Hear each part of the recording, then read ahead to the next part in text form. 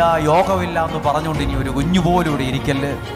10 പ്രാവശ്യം പറഞ്ഞിട്ടേ ഇതിനകത്ത് ഇറങ്ങാവുള്ളൂ. ഭാഗ്യമുണ്ട്, യോഗമുണ്ട് എന്ന് പറഞ്ഞുകൊണ്ട് ഇറങ്ങിപ്പോകണം. അത് വിശ്വാസത്തിൽ പറഞ്ഞാൽ നിനക്കത് ഭാഗ്യമായും യോഗമായും അത് മാറും. ഹല്ലേലൂയ. ഒരിക്കലും ഇനി പറയരുതെന്ന് തീരുമാനിക്കണം.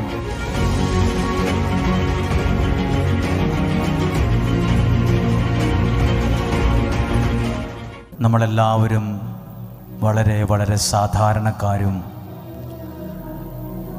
നിസ്സാരരും പാപികളുമാണ്.